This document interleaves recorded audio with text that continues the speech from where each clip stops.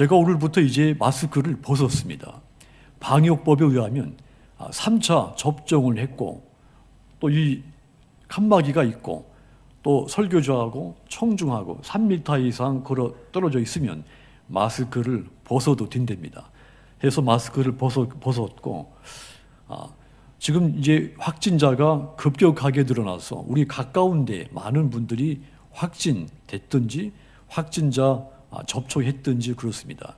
우리 올겐 반주자도 가족 중에 확진자 밀접 접촉이 돼서 오늘 예방 차원에 안 오고 지금 다른 분을 대신해서 남자분이 오신 겁니다. 여러분들이 당혹스러웠을까 봐 말씀을 드립니다. 자, 각 나라와 인종과 문화를 초월해서 인류의 공통된 문제, 바로 죄에 대한 문제입니다. 죄로 인해서 하나님과 관계가 단절이 됐고 그 결과 죽음에 이르게 됐고 불행이 찾아오게 된 것입니다.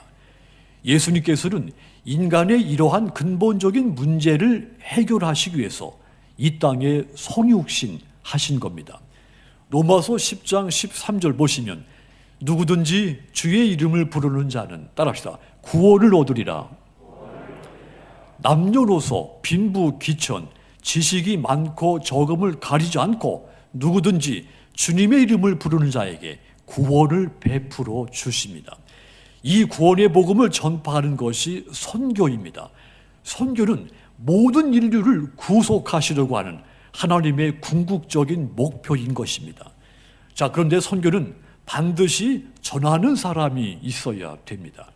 로마서 10장 14절 보시면 그런즉 그들이 믿지 아니하는 일을 어찌 부르리요 듣지도 못한 일을 어찌 믿으리요. 따라합시다. 전파하는 자가 없이 어찌 들으리요.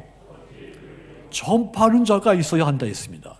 누군가가 예수 그리스도를 전해야만 이 기쁨의 소식을 듣고 믿음이 생겨서 구원에 이르게 되는 것입니다. 오늘 이곳에 모여서 하나님을 예배하는 저와 여러분도 마찬가지죠. 누군가로부터 복음을 전해 듣고 믿음에 이른 것입니다. 자, 이렇게 복음을 전하는 선교사들 이야기가 사도행전의 기록입니다. 특별히 사도행전 13장 이후부터는 사도 바울을 중심으로 하는 하나님의 선교 기록이 중심을 이루고 있습니다.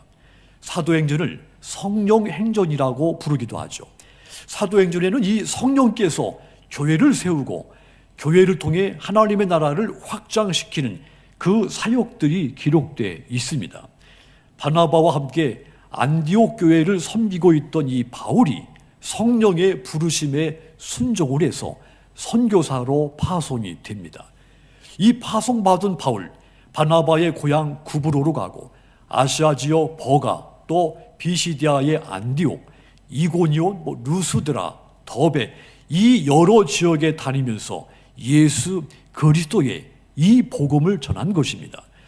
바울의 일행은 그 시기에 수많은 박해와 핍박을 당했습니다. 하지만 이 성령의 놀라운 역사로서 성공적인 이 선교 사역을 할 수가 있었습니다. 그리고 마무리되고 안디옥으로 돌아온 것이죠. 그리고 이제 2차 선교 여행을 떠납니다. 이 오늘 본문은 바울의 두 번째 선교 여행 중에 일어난 그 사건에 대한 기록입니다. 두 번째 2차 선교 여행은 새로운 지역에 가서 복음을 전하기 위한 새로운 여행이 아니었습니다. 1차 선교 여행을 다니면서 복음을 전했던 그 지역들의 교회들이 믿음 안에서 든든히 세워지고 있는지 확인하기 위해서 1차 선교 여행 갔던 그곳을 다시 떠나는 여행입니다. 사도행전 15장 36절 보시면 며칠 후에 바울이 바나바더러 말하되 우리가 주의 말씀을 전한 각 성으로 다시 가서 형제들이 어떠한가 방문하자. 이것이 바로 그 기록입니다. 바울은 바나바와 1차 선교 여행했을 때 목표를 가지고 복음을 전했던 그 지역들, 또 다시 두 번째 선교 여행 때 찾아가서 그 교회들을 돌아보며 그 교회들을 든든히 세우고자 한 것입니다. 자, 그런데 바울과 바나바 사이에 갈등이 생깁니다. 해서 바나바는 구브로로 가고 바울은 신라를 데리고 두 번째 선교 여행을 동행하게 된 겁니다. 자, 이들은 1차 선교 여행이 했을 때 마지막 지역이었던 루스드라와 이고니온까지 이르게 되죠. 이곳의 교회들, 바울과 신라의 두 번째 방문을 통해 이 두 교회들이 더 든든하게 세워지게 됩니다. 자, 그런데 이때부터 문제가 생기기 시작합니다. 6절 보시면 성령이 아시아에서 말씀을 전하지 못하게 하시거늘 그들이 부르기아와 갈라디아 땅으로 다녀가 그랬습니다. 성령께서 이 바울 일행이 아시아에서 복음을 전하는 것을 못하게 하신 겁니다. 지금까지는 바울이 자신이 의도했던 대로 선교 여행을 진행해 왔습니다. 자, 그런데 이제는 성령께서 이 바울에 대해서 다른 일을 계획하고 계시는 것입니다. 바울은 어떻게 해서든지 아시아에서 선교 사역을 행하려고 하고 반대로 성령은 바울의 그 계획을 못하게 바꾸게 하려고 하는 충돌이 일어나게 된 것입니다. 그런 와중 가운데 7절 보면 바울이 그 무시아를 지나 드로아에 이르게 되는데 그곳에서 바울이 환상을 보게 됩니다. 극적인 전환이 이루어지는 것이죠. 9절 보시면 밤에 환상이 바울에게 보이니 마게도냐 사람 하나가 서서 그에게 청하여 이르되 마게도냐로 건너와서 우리를 도우라 하거늘 그랬습니다. 마게도냐 사람 한 명이 바울에게 우리를 도와달라고 요청하는 환상을 보게 된 것입니다. 자, 이 환상을 본 이후 바울과 신라는 이 환상은 하나님이 내게 보여주시는 메시지라고 깨닫습니다. 해서 그 환상에 순종을 하죠. 하여 유럽 지역으로 가게 됩니다. 그때 이 시점을 계기로 유럽 선교가 시작이 된 것입니다. 하나님의 선교는 하나님께 속한 활동입니다. 하나님이 주인이시고 하나님이 위명령을 하시는 분입니다. 마태복음 28장 19절 보시면 그러므로 너희는 가서 모든 민족을 제자로 삼아 아버지와 아들과 성령의 이름으로 세례를 베풀고 그랬습니다. 예수님께서 승천하시기 전에 제자들에게 모든 민족을 향해서 세계 열방을 향해서 복음을 들고 나가라고 명령을 한 겁니다. 그러니까 선교의 주체는 우리에게 있지가 않고 하나님께 있는 겁니다. 그렇다면 여러분, 하나님의 선교, 우리 교회의 선교가 어떻게 해야 하나님이 원하시는 대로 이 성공적인 선교가 이루어질 수가 있겠습니까? 가장 먼저 중요한 것은 성령이 이끄시는 대로 순종하면서 선교를 해야 됩니다. 그러면 이 선교가 성공적이 될 수가 있습니다. 반대로 하나님께서 끊임없이 내게 메시지를 주는데 그것을 무시하고 내가 처음부터 계획했던 그 프로그램대로 밀어붙였을 때 그 선교는 실패를 합니다. 반드시 하나님의 선교는 성령이 이끄시는 대로 순종해야 하는 겁니다. 예수님은 승천하시기 전에 성령을 보내셔서 제자들을 증인으로 세우시겠다고 약속을 했습니다. 인간의 힘으로서는 하나님의 이 선교 사역을 온전히 이룰 수가 없기 때문이죠. 사도행전 1장 8절은 그 약속의 선언입니다. 거기 보시면 오직 성령이 너희에게 임하시면 너희가 권능을 받고 예루살렘과 온 유대와 사마리아와 땅끝까지 이르러 내 증인이 되리라 하시니라 그랬습니다. 이 약속대로 제자들은 이 오순절에 성령을 충만하게 받고 그 이후 자신들의 뜻대로 살지 않고 성령이 이끄는 대로 전도자의 삶을 살기 시작했습니다. 바울도 선교 그 일정 가운데 성령이 이끄시는 대로 순종을 했다 했습니다. 바울은 자신의 의도와 계획과는 완전히 다르게 이끄시는 이 성령의 인도에 순종을 한 겁니다. 그래서 하나님의 선교를 성공적으로 이끌어낼 수가 있었던 것입니다. 우리도 주님의 일을 할 때, 내가 교회 어떤 부분을 일을 할 때, 또 내가 세계 열방의 선교 꿈을 꿈고 뭔가 일을 할 때 어느 순간 모든 것이 막히고 답답한 그런 상황이 찾아올 때가 있습니다. 그때는 밀어붙이는 것이 아니라 가만히 멈춰서서 하나님께 묻는 것이 필요합니다. 내가 하고자 하는 것과 하나님이 하려고 하시는 것이 다를 수가 있기 때문입니다. 내가 하려고 하는 것이 하나님이 하려고 하시는 것과 다르면 내 것을 포기하고 하나님이 하고자 하는 일에 순종해야 하는 겁니다. 아브라함을 보십시오. 믿음의 조상으로 인정받은 사람이었습니다. 그런데 이 아브라함이 자신의 생각과 계획에 따라서 몸종 하갈을 통해 이스마엘을 얻습니다. 자, 그런데 이것은 하나님의 방법이 아니었습니다. 아브라함이 자신의 계획대로 아들을 얻기는 했는데 이 아들이 하나님이 허락하신 상속자가 되지를 못합니다. 오히려 아브라함 집안에 끊임없는 갈등의 원인이 되고 맙니다. 하나님의 약속을 믿고 끝까지 순종하지 않았기 때문이죠. 이스라엘의 초대왕 사울도 마찬가지였습니다. 전쟁을 눈앞에 두고 불안하고 초조한 마음을 가누지를 못했습니다. 그래서 자신의 생각대로 행동하고 맙니다. 사무엘상 13장 보시면 이스라엘과 블레셋이 이제 전쟁을 눈앞에 두고 있었습니다. 사울은 하나님께 제사를 드리기 위해서 선지자 사무엘을 기다리기 시작했죠. 그런데 사무엘상 13장 8절 보시면 사울은 사무엘이 정한 기한대로 이레 동안을 기다렸으나 사무엘이 길갈로 오지 아니하며 백성이 사울에게서 흩어지는지라 그랬습니다.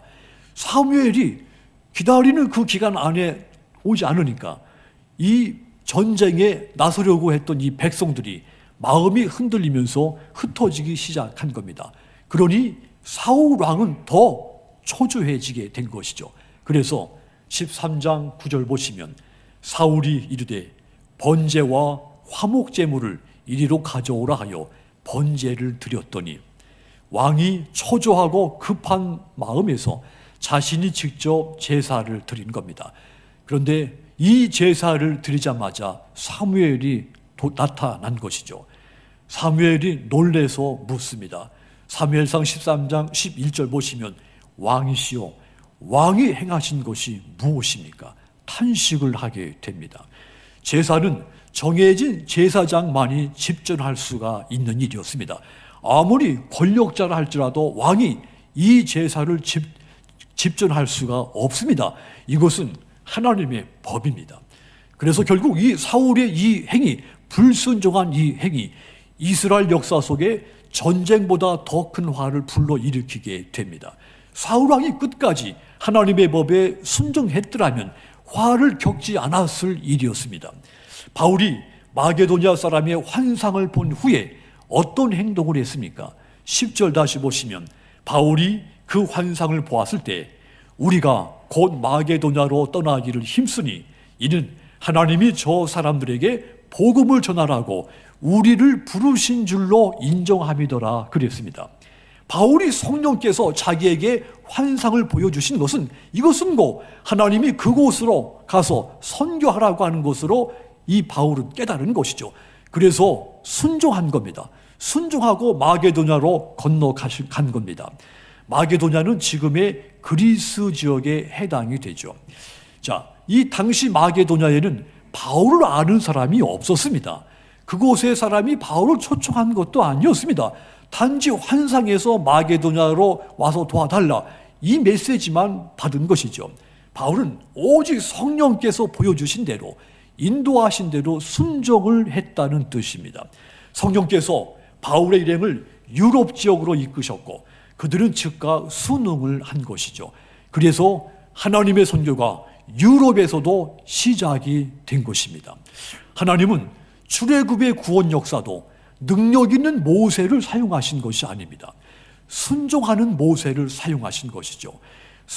혈기왕성했던 이 젊은 40대의 모세가 아닙니다. 자기 계획이 뚜렷하고 주장이 강한 40대의 모세가 아니라 순종하는 80의 모세를 사용하신 겁니다. 하나님의 일은 인간의 계획과 의지와 또한 계산에 의해서 이루어지는 것이 아닙니다. 하나님은 때로 멈추게 하시고 때로는 돌아가게 하시고 때로는 그 앞길을 막기도 하시면서 하나님의 일을 이루어가는 것입니다. 이와 같이 인도하시는 성령님께 우리가 온전히 순종할 때 나를 통해서 하나님의 일은, 하나님의 선교는 이루어지게 되는 것입니다. 성도 여러분, 우리는 이 하나님의 선교를 위해서 부름받은 주님의 제자들입니다. 선교는 하나님의 나라가 확장되는 사역입니다. 성령님은 우리를 통해서 하나님의 일, 이 선교 사역을 감당할 수 있도록 지금도 역사하고 계십니다. 때로는 내 길을 멈추게 하시고, 때로는 나로 돌아가게 하시고, 때로는 내가 꿈꾸고 있는 것을 막으시기도 하시면서 나를 통해 하나님의 선교의 일을 행하고 계신 겁니다. 그러므로 성령이 이끄시는 대로 순종하셔서 저와 여러분들을 통해 세계 열방을 향한 하나님의 선교가 이루어지고 하나님의 나라가 확장되어지기를 주님의 이름으로 축원합니다. 또한 하나님의 선교가 성공적으로 이루어지려면 또 한 가지 우리가 해야 할 것이 있습니다. 선교의 열매를 맺게 하는 분은 성령님이라고 하는 사실을 확고하게 믿어야 됩니다. 이 믿되 확고하게 믿어야 됩니다. 적당히 믿으면 선교하다가 포기하게 되는 것입니다. 선교의 열매가 즉각 나타나는 것이 아닙니다. 어떤 열매는 50년, 100년, 200년 후에 나타나기도 하는 것이 선교의 열매입니다. 그래서 열심히 최선을 다해서 선교를 하지만 열매가 눈앞에 보이지 않는다고 해서 자포자기하는 선교사들이 많이 생기는 것입니다. 선교의 열매는 성령님이 맺게 한다는 사실을 확고하게 믿는 사람만이 포기하지 않고 끝까지 선교하게 되는 겁니다. 열매가 보이지 않아도 하나님의 때를 기다리고 믿는 사람, 그가 멈추지 않고 선교할 수 있는 겁니다. 그렇습니다. 우리에게는 선교의 열매를 맺게 할 능력이 없습니다. 제가 목사지만 저한테 이 선교의 열매를 눈에 보이도록 맺게 할 수 있는 그런 실력, 능력, 그런 재력들이 저한테는 없습니다.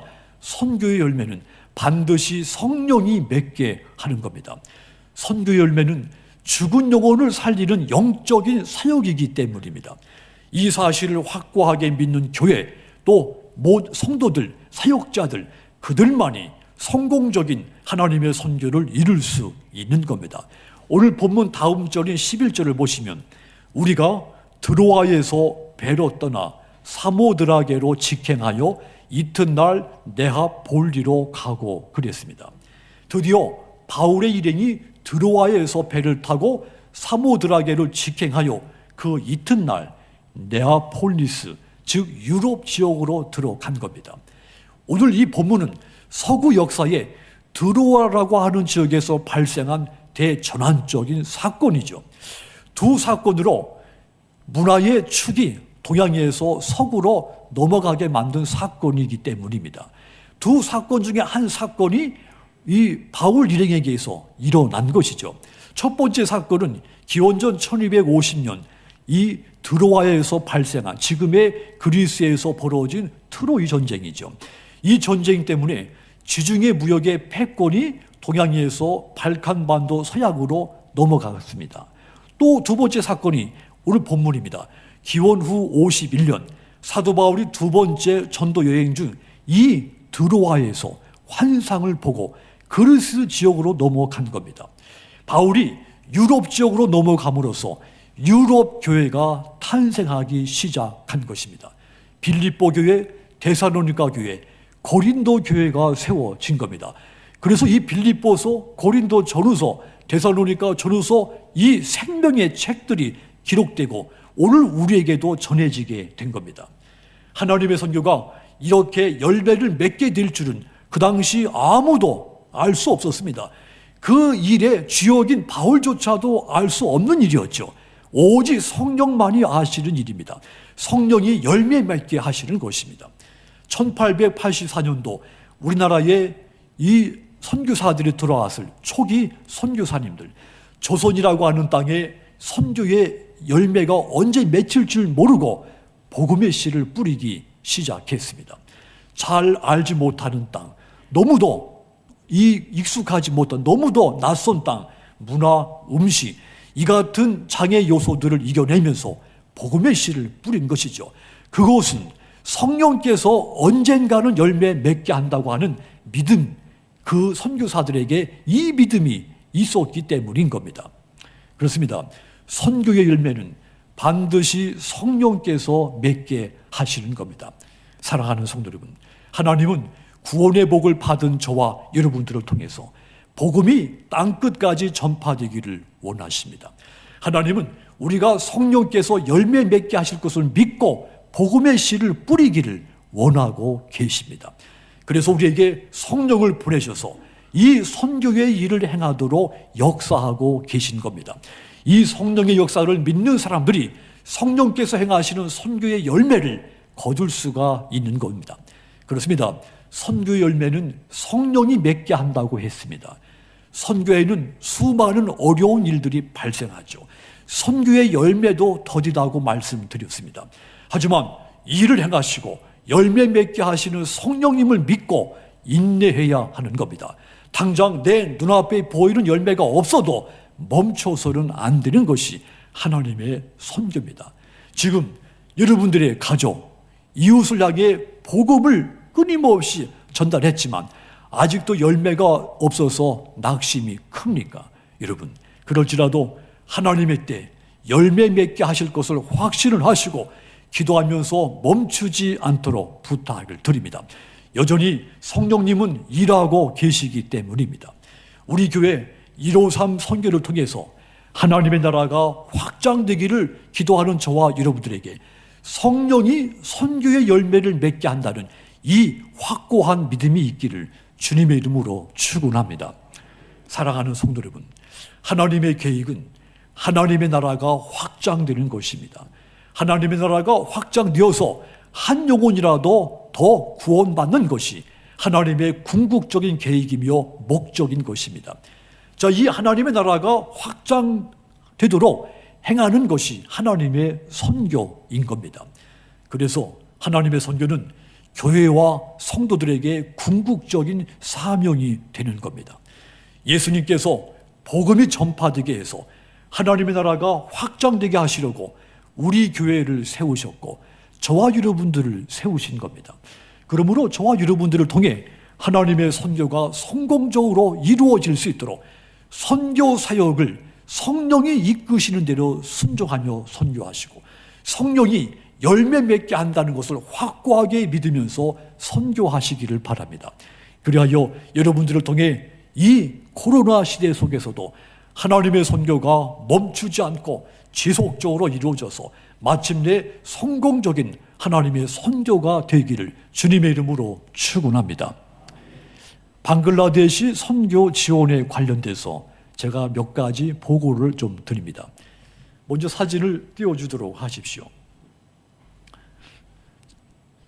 지금 저 두 분 부부가 방글라데시 교단 총회장이십니다. 지금 저분과 관련해서 우리가 이번에 선교 지원한 것을 설명 좀 드립니다. 자, 이 선교는 우리 교회가 추구하는 궁극적인 목적입니다. 교회 머리가 되시는 예수님께서 이 지역, 광진구, 구이동 지역에 선교하라고 우리 성동교회를 세워주셨고 지금은 지경을 넓혀서 세계 열방을 향해 선교하라고 지금도 우리 교회를 끊임없이 세워주고 계신 겁니다. 153 선교는 이 같은 예수님의 명령에 따르기 위해서 조직한 부서입니다. 한 사람이 5번을 평생 동안 단기 선교를 하고 3만 원을 매월 선교 헌금을 드리는 프로그램입니다. 그래서 153입니다. 자, 이 선교 헌금으로 국내의 농촌, 어촌, 섬에 있는 교회 또 지역의 미자립한 교회들을 지원하고 있고 또 해외 선교를 적극적으로 지원하고 있습니다. 자, 이 153 선교는 코로나 시대 속에서도 한 번도 멈추지 않았습니다. 오히려 더 적극적으로 선교를 진행해 왔습니다. 얼마 전에는 파키스탄과 스리랑카에 교회 설립하고 또 학교가 없는 지역이어서 학생들을 위한 교실이 필요해서 교실을 건립하는데 1,600만 원을 우리 교회 153 선교를 통해 지원을 했습니다.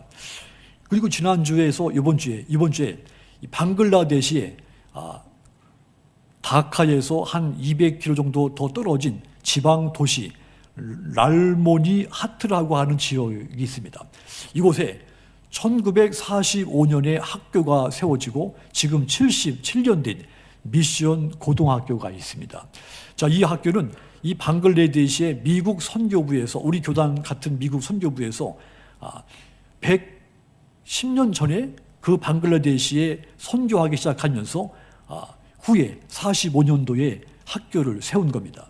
자, 이 학교가 너무도 오래돼서 이 건물이 낡고 또 방글라데시 지역 또 더군다나 지방 도시여서 재정이 없어서 그 77년 된 건물을 지금도 사용하고 있는 겁니다. 자, 이 선교 지원금으로 2,000명의 학생들의 그 안전을 위해서 낡은 교무를 안쪽에서 이제 새롭게 세우고 또 비가 새는 교실 지붕들 이제 골판지 철판으로 교체를 하고 또 여러 이 부족한 이 학교 시설들 그런 것들을 지금 대대적으로 수리 진행이 되고 있습니다.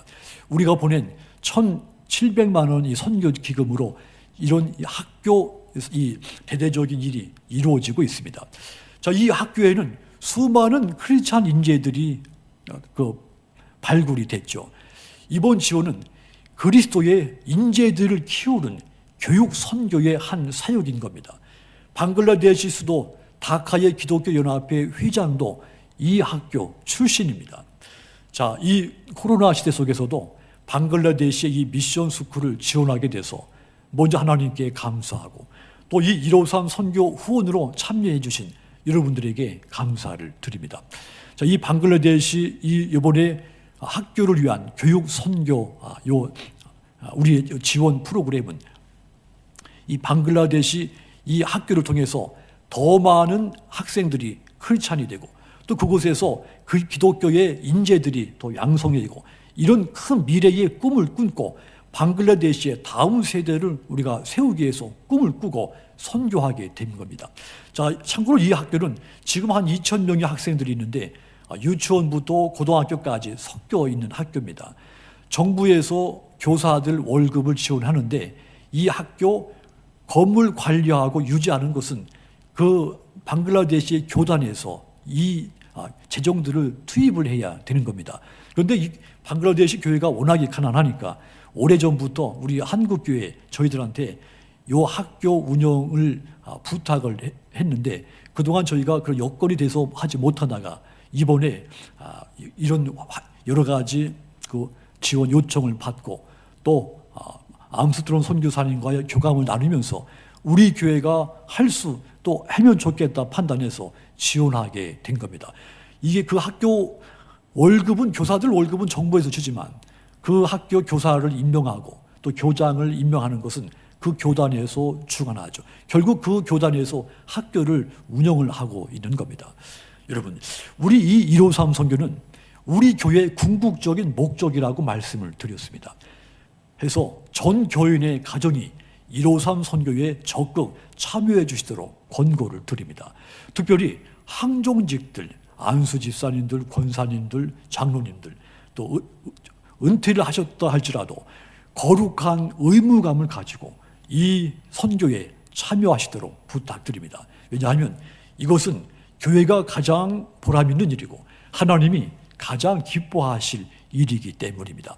말씀드렸듯이 우리가 이 코로나 2년이 넘도록 힘든 시기를 보냈지만 우리가 153 선교 멈추지 않고 더 적극적으로 이 선교를 진행할 수 있게 된 하나님께 감사하고 또 여러분들에게 다시 한번 감사를 드립니다. 이번에 방글라데시 지원을 위해서 여러분들이 멈추지 말고 계속 기도해 주시도록 부탁을 드립니다. 기도하겠습니다.